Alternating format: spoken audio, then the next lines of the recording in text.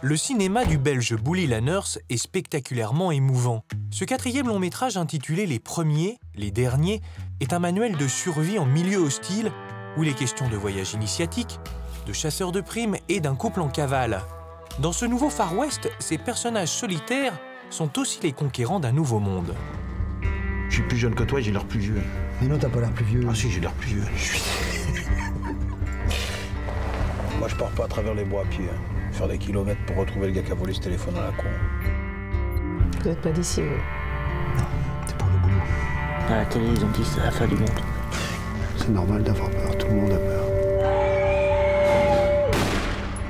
Bouli Lanners, acteur, mais Bouli Lanners surtout cinéaste. Pour nous aujourd'hui, est-ce que cinéaste, d'ailleurs, pour vous, c'est un métier ou c'est une attitude par rapport au monde?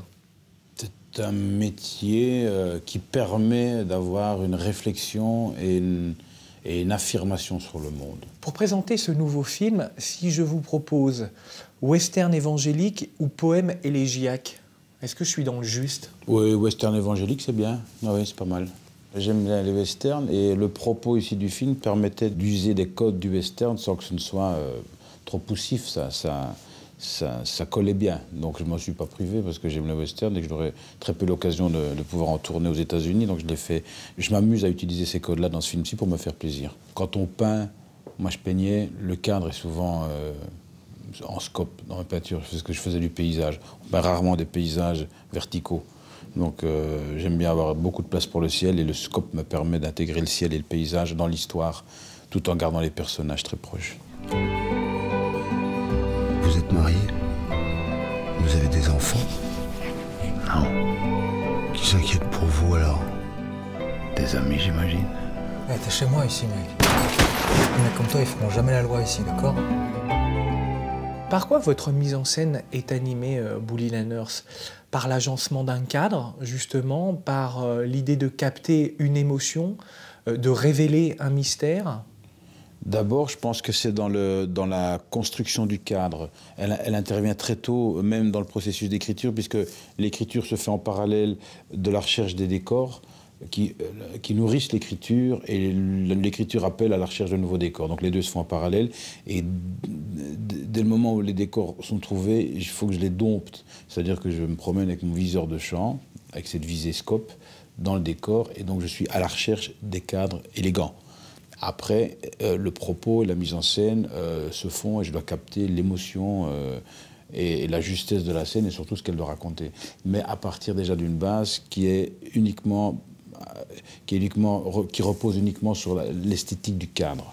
Est-ce que vous pouvez nous décrire justement la composition de vos cadres et votre découpage?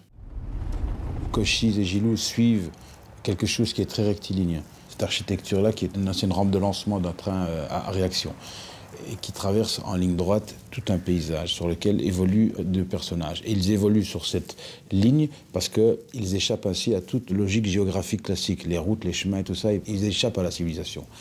Donc Cochise et Gilou sont à la recherche de personnages qui sont là-dessus, grâce à un émetteur. Donc ils savent que quelqu'un est là-dessus. Et ils suivent de manière rectiligne, et puis la route se coupe. Donc il fallait que je trouve une route qui, le long de ce module, fasse vraiment un T, un angle droit. Alors on a triché. Ici, tout ça, ça a été reconstruit en 3D, parce que je n'avais pas cette configuration, elle n'existait pas dans la réalité. Il fallait que les choses soient bien nettes. Et c'est pour ça que je cadre vraiment au-dessus, dans l'axe. Et puis après, je prends une vraie perpendiculaire, parce qu'ici, on est vraiment dans des plans à angle droit. Et c'est ça qui est très beau aussi en scope, c'est que le scope le permet, ça donne une élégance au cadre, qui permet aussi de bien inscrire le paysage. Et donc, du coup, on comprend la situation en deux plans. Bon, allez, fini pour aujourd'hui.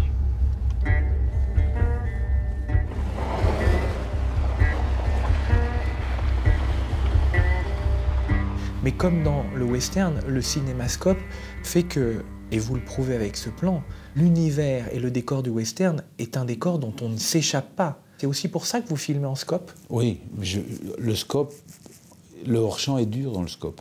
Et c'est ça que j'aime beaucoup.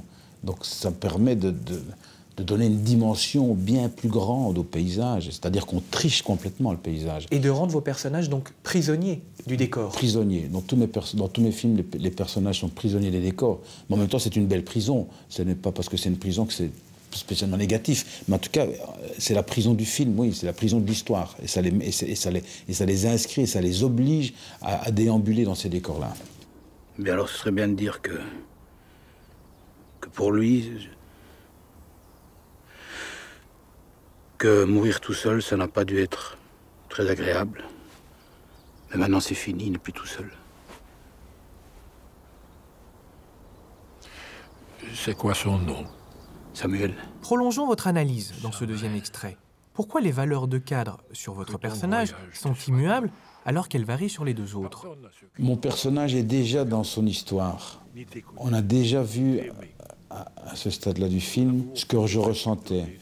On a déjà vu le début de ma transformation.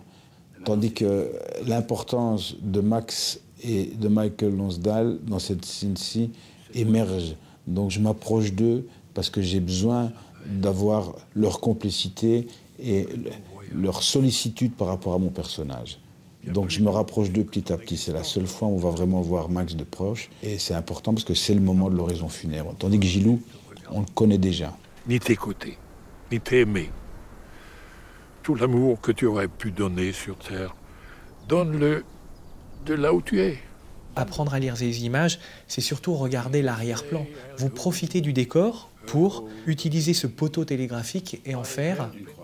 C'est une séquence d'enterrement, c'est un film qui est empreint de spiritualité. Moi, je suis croyant et c'est un moment important dans le film, cet enterrement. Donc, j'utilise les décors pour amener des symboliques dans le film qui ne sont pas évidentes, qui ne sont pas mises en scène, qui sont juste à l'arrière. Mais de nouveau, c'est ce décor qui me permet de raconter l'histoire.